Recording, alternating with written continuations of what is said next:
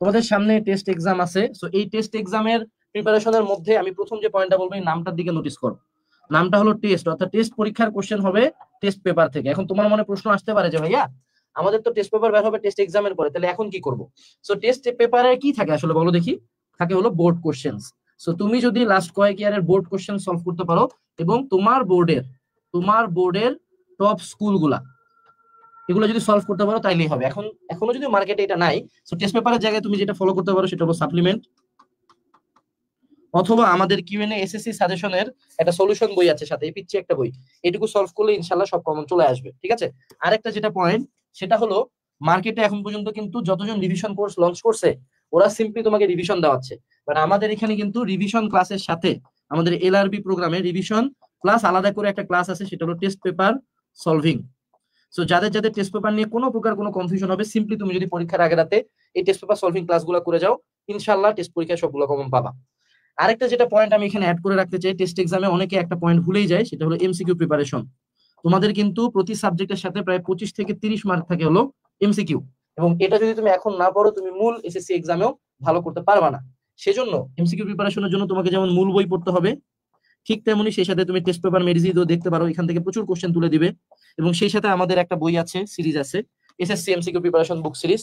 So এই বইগুলো মার্কেটের একমাত্র বই যেগুলো এইচএসসি স্ট্যান্ডার্ডের শর্টকাট দিয়ে লেখা। ঠিক আছে। সো দ্রুত এমসিকিউ অ্যান্সার করার জন্য, কমন পাওয়ার জন্য এই বইগুলো মোর দেন ইনাফ। সো তুমি চাইলে এমসিকিউ সিরিজে পড়তে পারো। মুদ্রা কথা হলো এমসিকিউর জন্য একটু সেপারেটলি প্রিপারেশন নিও, কারণ সিকিউতে খুব বেশি ডিফারেন্সিয়েট করতে না পারলেও মেজরিটি মানুষজন যেহেতু এটা করতেছে না সেহেতু এটা নিতে পারো। এখন আরেকটা যেটা পয়েন্ট সেটা হলো টেস্টের ক্ষেত্রে বা মেজরিটি পোলাপান যে ভুলটা করে সেটা হলো একটু আমাদের সাইজ এন্ড স্পিড নিয়ে একটু কথাবার্তা বলি। তোমরা অনেকে টেস্টে খুব একটা সিরিয়াস হও না, যারা টেস্ট তো পার হয়ে যাবো।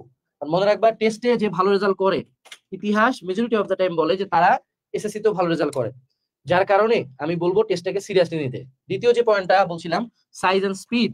সো তোমরা জানো বাংলা প্রথম পত্রে কিন্তু তোমাদের 7টা সৃজনশীল লেখার লাগে, তোমাদের বিজিএস এ 7টা সৃজনশীল লেখার লাগে, তোমাদের ইসলামে 7টা সৃজনশীল লেখার লাগে। 7টা করে লাগে না?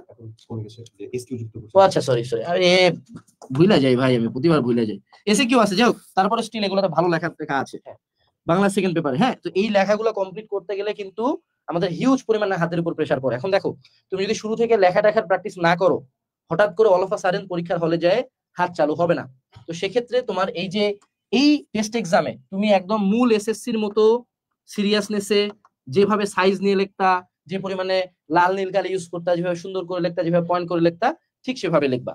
এবং আমাদের যে এলআরবি প্রোগ্রাম, দেখো আমি তোমাকে অলওয়েজ, আমরা হালকেনস্টাইন একটা কথাই বলে যে লাইভের সাথে রেকর্ডেড করো। তুমি অন্য যে কোনো জায়গায় ভর্তি হও, এখন একটা জিনিস বুঝো যে তোমরা যারা লাইভ প্রোগ্রামে ভর্তি হচ্ছে, ধরে নাও যে তুমি কালকে টেস্ট পরীক্ষা দিবা, হ্যাঁ, কারণ ভাইরা লাইভ অনুযায়ী একটা রুটিন কিন্তু দিছে। তো ধরে নাও তোমার টেস্টে সেটা হচ্ছে ফিজিক্সের এক্সাম আছে, হ্যাঁ, কিন্তু ভাইয়ারা কিন্তু তোমার যেদিন ফিজিক্স এক্সাম ততদিনে মাত্র ভাইয়ারা 5th চ্যাপ্টারে গেছে, 5ম চ্যাপ্টারে গেছে ফিজিক্সের। এখন তুমি কিভাবে ওটার ক্লাস করবা? এই জন্য কিন্তু আমাদের এলআরবি প্রোগ্রাম, এই এলআরবি রিভিশন ব্যাচে আমরা একদিনেই সব ক্লাস দিয়ে দিই।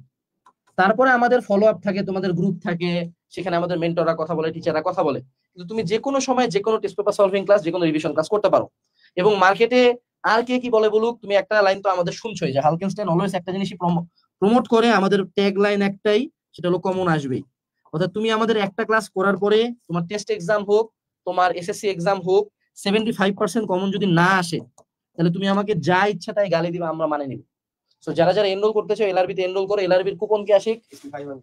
এসপি 500 একটা আছে, এবং যেহেতু বছর শেষ আমাদের ইয়ার এন্ডে সেল 30 আছে। আচ্ছা,